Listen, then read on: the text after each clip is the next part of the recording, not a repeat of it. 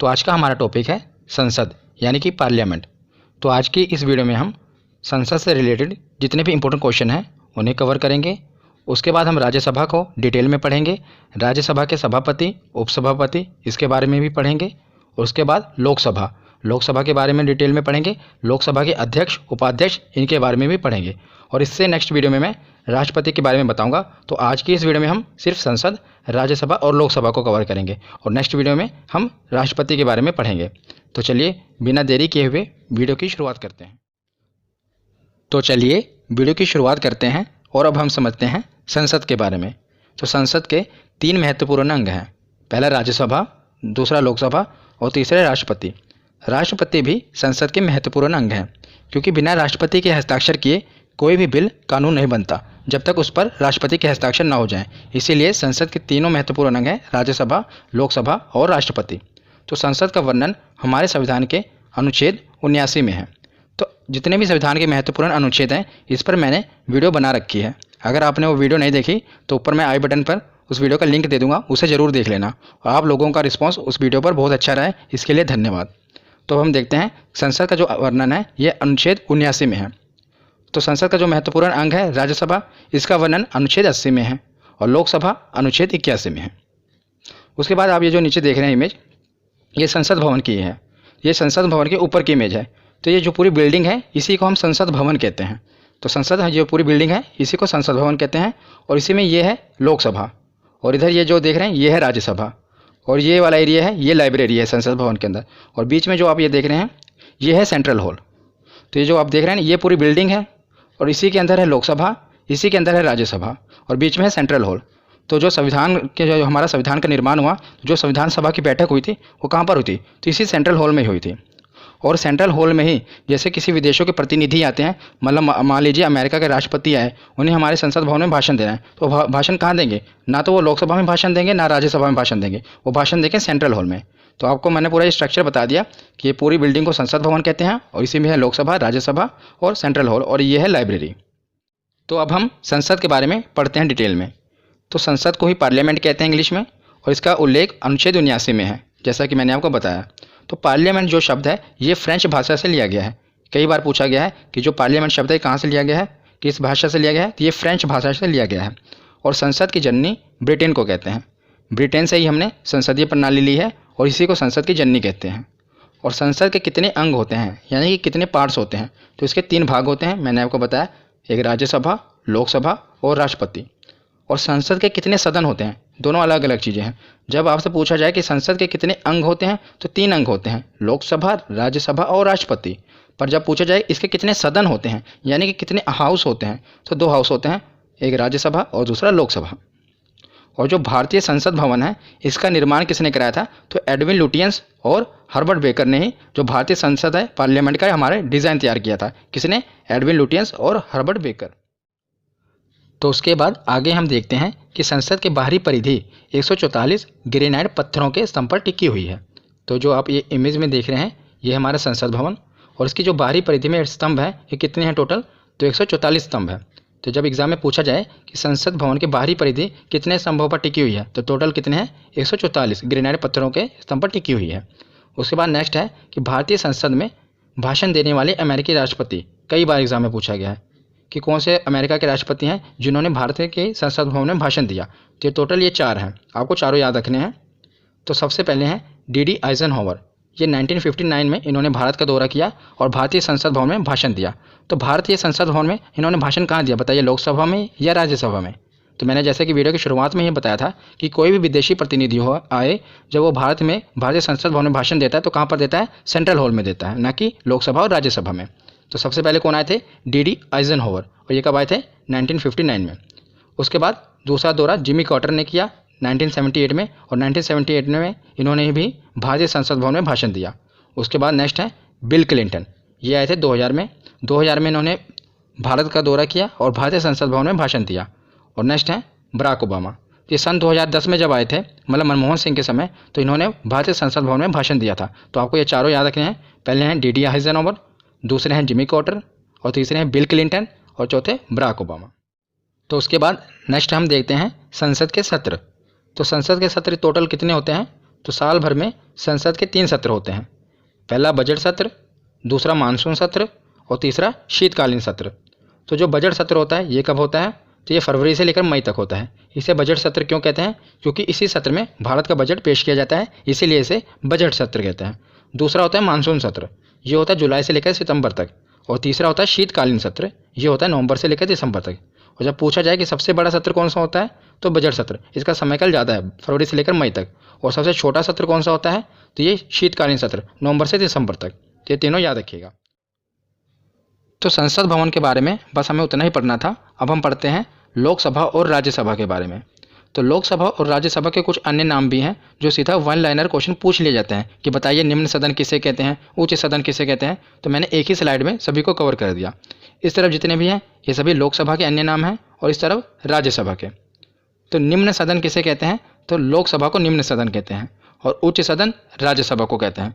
क्योंकि लोकसभा को भंग किया जा सकता है पर राज्यसभा को कभी भंग नहीं किया जा सकता, इसीलिए इसे उच्च सदन कहते हैं। और हाउस ऑफ पीपल ये लोकसभा को कहते हैं और काउंसिल ऑफ स्टेट्स ये राज्यसभा को कहते हैं। क्योंकि जो जनता के द्वारा चुने गए प्रतिनिधि हैं ये कहाँ पर जाते हैं? लोकसभा में। और जो राज्यों के प्रतिनिधि होते हैं ये राज्यसभा में जाते हैं। तो जनता का सदन किसे कहते हैं? लोकसभा को। और चर्चित लोगों का सदन राज्यसभा को। प्रथम सदन किसे कहते हैं? लोकसभा को। द्वितीय सदन किसे कहते हैं? तो राज्यसभा को। क्योंकि जो जनता के प्रतिनिधि होते हैं वो लोकसभा में बैठते हैं, जो जिन्हें डायरेक्ट जनता चुनती है वो लोकसभा में जाते हैं। और राज्यसभा का अलग से चुनाव होता है, मैं आगे आपको वीडियो में बताऊंगा। इसलिए जो प्रथम सदन कहते हैं ये लोकसभा को कहते हैं और द्वितीय सदन राज्यसभा को कहते हैं। अस्थायी सदन कौन सा होता है? तो लोकसभा ही अस्थायी सदन है और स्थायी सदन राज्यसभा। ये कई बार एग्जाम में पूछा जाता है, वेरी वेरी इंपॉर्टेंट, कि अस्थायी सदन किसे कहते हैं? तो लोकसभा को और स्थायी राज्यसभा को। स्थायी सदन राज्यसभा को क्यों कहते हैं? क्योंकि इसे कभी भंग नहीं किया जा सकता। और उसके बाद युवाओं का सदन लोकसभा को और बड़ों का सदन तो राज्यसभा को। ये कुछ अन्य नाम हैं जो कई बार एग्जाम में पूछे गए हैं। तो अब हमने लोकसभा और राज्यसभा के अन्य नामों के बारे में पढ़ लिया। अब हम देखते हैं कि लोकसभा में सदस्यों की संख्या कितनी होती है। तो अभी हाल ही फिलहाल में लोकसभा के सदस्यों की संख्या में बदलाव हुआ है, वो मैं आपको बताऊंगा। तो पहले लोकसभा में अधिकतम सदस्य कितने होते थे?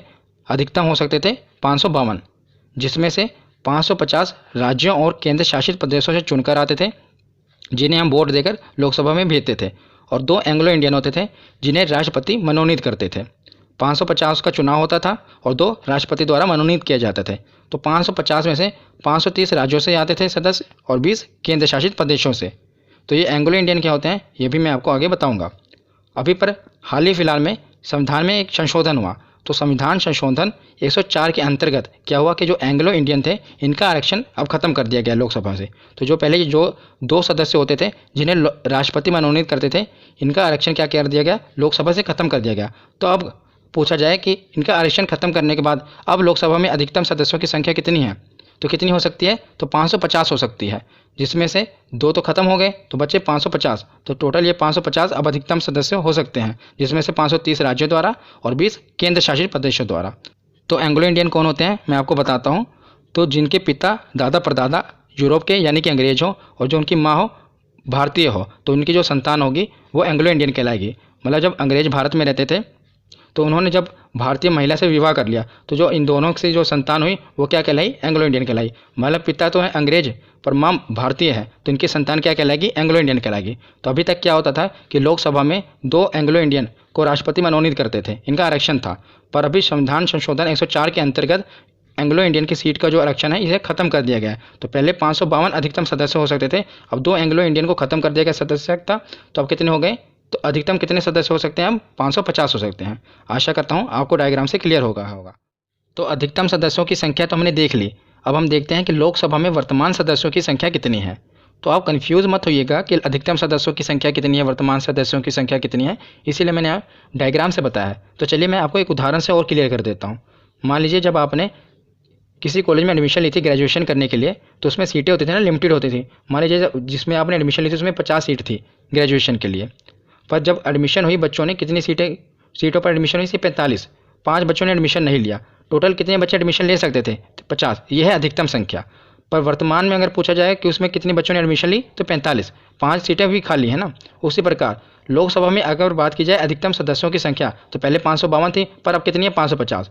पर अगर पूछी जाए कि वर्तमान में कितनी है, अधिकतम कितनी हो सकती है, वो तो 550 है, पर वर्तमान में बात की जाए तो 543 है। 545 पहले हुआ करती थी, पर 2 एंग्लो इंडियन का आरक्षण खत्म कर दिया गया। तब कितने सदस्यों की संख्या है? तो 543, और 543 में से 530 राज्यों में से है और 13 केंद्र शासित प्रदेशों में से। पर कहानी यहीं पर ख़त्म नहीं होती। जैसा कि आपको पता है कि अनुच्छेद 370 को ख़त्म कर दिया गया। तो पहले जो जम्मू कश्मीर होता था ये एक पूरा राज्य होता था ना, लेकिन अब इसे क्या किया गया, 2 केंद्र शासित प्रदेशों में बांट दिया गया। एक तो जम्मू कश्मीर और दूसरा लद्दाख। तो इसमें पहले टोटल 6 लोकसभा की सीटें होती थी जब ये राज्य था, लेकिन जब से ये केंद्र शासित प्रदेश बना है तो क्या हुआ, अब इसे डिवाइड कर दिया गया। 5 जो सीटें हैं लोकसभा की ये जम्मू कश्मीर प्रदेश के पास है और एक लद्दाख के। तो अभी ये घोषित है, याद रखिएगा, जब से ये केंद्र शासित प्रदेश बना है अभी चुनाव नहीं हुआ। जब 2019 में चुनाव हुआ था तो ये राज्य था। तो अभी वर्तमान में बात की जाए तो 530 जो है राज्यों से हैं और 13 केंद्र शासित प्रदेशों से। पर आगे जब चुनाव होगा तो इसमें अपडेशन हो जाएगी। क्या होगा कि जो 6 ये सीटें हैं राज्यों में से कम हो जाएंगी, क्योंकि ये तो केंद्र शासित प्रदेश बन गया, और ये ऐड कहाँ पर हो जाएंगी, केंद्र शासित प्रदेशों में से। तो आगे क्या होगा कि जब आगे पूछा जाए कि जब इस मतलब अभी अपडेट नहीं हुआ है, अभी तो कितना है, अभी पूछा जाए कि वर्तमान में सदस्यों की संख्या तो 530 ही है और राज्यों से और केंद्र शासित प्रदेशों से। लेकिन जब इसमें चुनाव हो जाएगा तो राज्यों में कितनी हो जाएगी, 524, क्योंकि 6 लेस हो जाएगी और यही 6 इसमें केंद्र शासित प्रदेश में ऐड हो जाएगी। तो केंद्र शासित प्रदेशों में से कितनी हो जाएगी, तो 19 हो जाएगी। आशा करता हूँ आपको पूरा डायग्राम से क्लियर हो गया होगा। तो वर्तमान के सदस्यों की संख्या और अधिकतम सदस्यों की संख्या आपको पूरा याद हो गया होगा। उसके बाद हमने पूरा लोकसभा के बारे में देख लिया और राज्यसभा में भी सदस्यों की संख्या देख लेते हैं। इसमें कन्फ्यूज़न नहीं है, ये तो आपको आराम से क्लियर हो जाएगा। तो राज्यसभा में अधिकतम सदस्यों की संख्या कितनी हो सकती है, तो 250।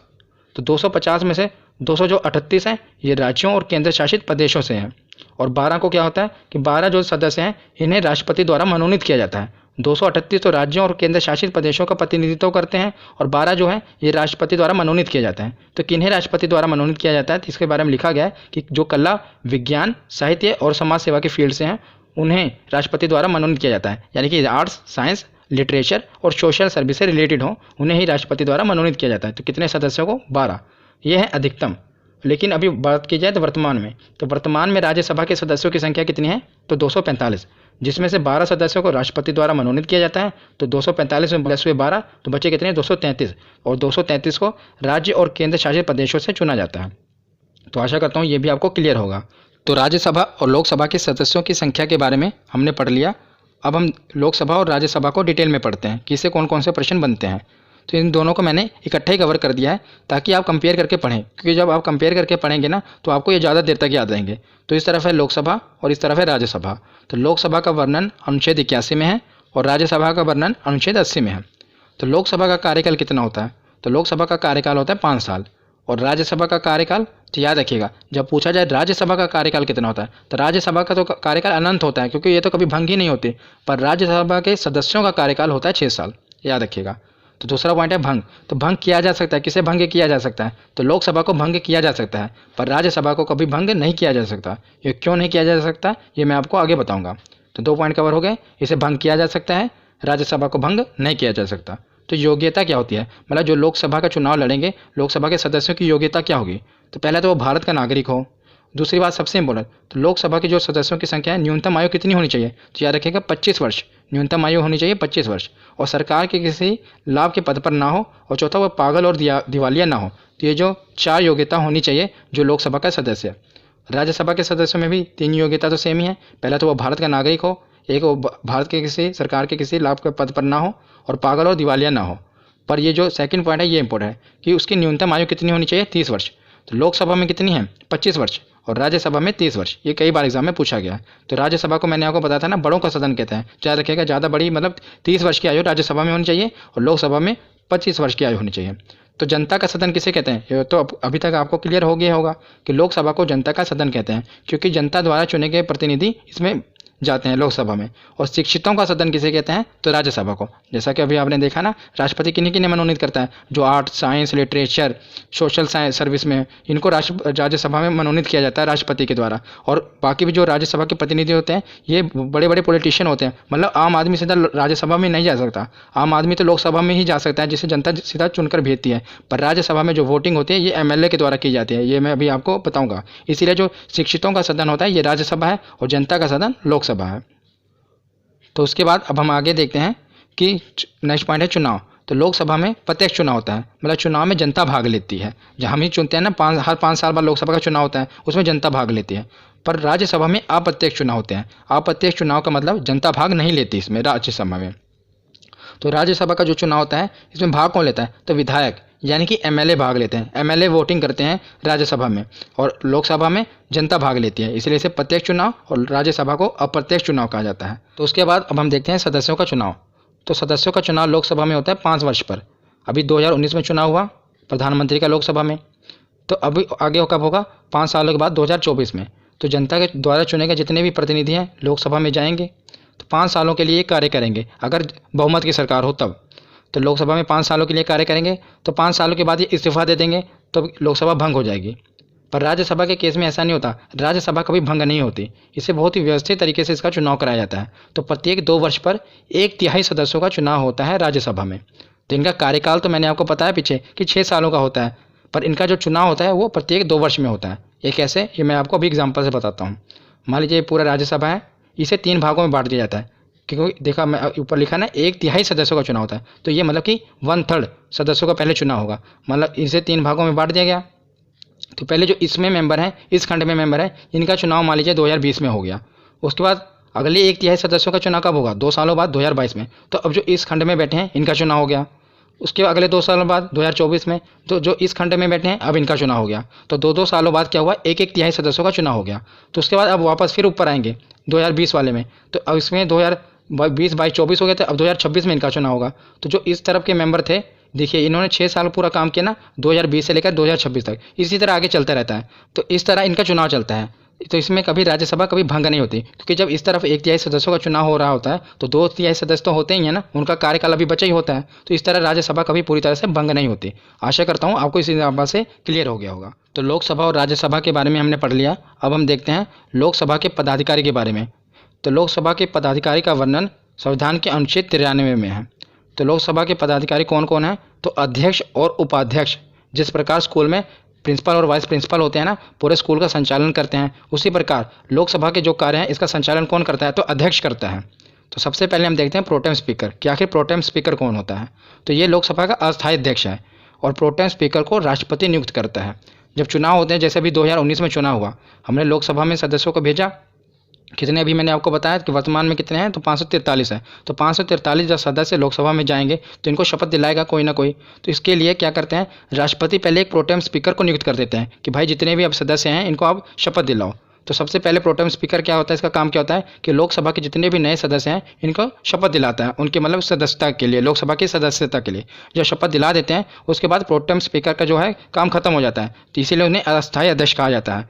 तो वर्तमान में प्रोटेम स्पीकर कौन थे, तो वीरेंद्र कुमार थे। याद रखिएगा, पूछा जाएगा एग्जाम में, ज़्यादातर पूछा भी गया अभी एसएससी के एग्जाम में कि वर्तमान में प्रोटेम स्पीकर कौन थे 17वीं लोकसभा में, तो वीरेंद्र कुमार थे, याद रखिएगा। तो अब हम देखते हैं अध्यक्ष और स्पीकर के बारे में लोकसभा के। तो लोकसभा के अध्यक्ष का चुनाव लोकसभा के सदस्यों द्वारा किया जाता है। तो पहले प्रोटेम स्पीकर जितने भी नए सदस्य होते हैं लोकसभा के उन्हें शपथ दिलाते हैं।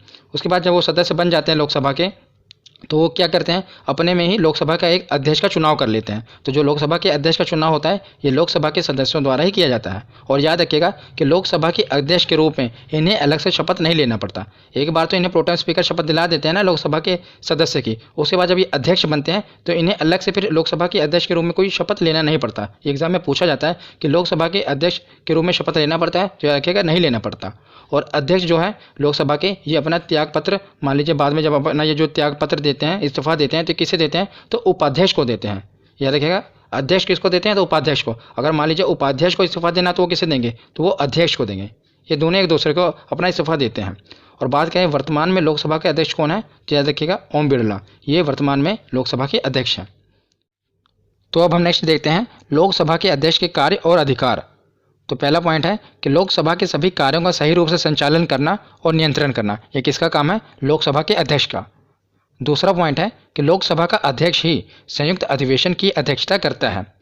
जब मतलब कोई भी बिल हो जिस पर चर्चा करना बहुत ही महत्वपूर्ण हो, तो लोकसभा और राज्यसभा का संयुक्त अधिवेशन बुलाया जाता है। और जो संयुक्त अधिवेशन बुलाया जाता है इसकी अध्यक्षता कौन करता है, तो लोकसभा का अध्यक्ष ही इसकी अध्यक्षता करता है। तीसरा पॉइंट है कि जब किसी विधेयक पर निर्णय न निकल पा रहा हो तो लोकसभा का अध्यक्ष निर्णायक मत दे सकता है। बहुत इंपॉर्टेंट है। मान लीजिए लोकसभा में कोई बिल आया जिस पर वोटिंग चल रही हो और 50% वोटिंग उसके फेवर में हो और 50% वोटिंग उसके फेवर में ना हो, तो अब निर्णायक मत कौन दे सकता है? तो लोकसभा का अध्यक्ष निर्णायक मत दे सकता है। मान लीजिए उसने अपने वोटिंग जो है लोकसभा के अध्यक्ष ने फेवर में दे दी तो ये बिल पास हो जाएगा। अगर फेवर में उन्होंने वोटिंग नहीं दी तो ये बिल पास नहीं होगा। तो निर्णायक मत कौन दे सकता है? तो लोकसभा का अध्यक्ष दे सकता है, जब मान लीजिए बिल 50-50 वाली पोजीशन में आ जाए तब।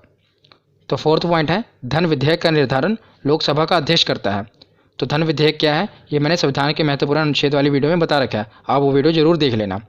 नेक्स्ट पॉइंट है कि अगर लोकसभा का कोई अध्यक्ष 60 दिनों तक बिना अनुमति लिए संसद के अधिवेशन से अनुपस्थित रहता है तो उसकी सदस्यता को समाप्त किया जा सकता है। तो लोकसभा का अध्यक्ष जो है उसकी सदस्यता को समाप्त कर सकता है, मतलब सदन उसकी अध्यक्षता को समाप्त कर सकता है कि कोई भी मान लीजिए जो सदस्य है लोकसभा का वो 60 दिनों तक बिना अनुमति लिए संसद का अधिवेशन है उसमें अनुपस्थित रहता है। अगर अनुमति ले ली फिर तो कोई बात नहीं है, अगर अनुमति नहीं ली, अगर लगातार 60 दिनों तक अधिवेशन में भाग नहीं लिया तो उसकी सदस्यता को खत्म किया जा सकता है। ये भी लोकसभा के अध्यक्ष में पावर है, ठीक है, याद रखिएगा।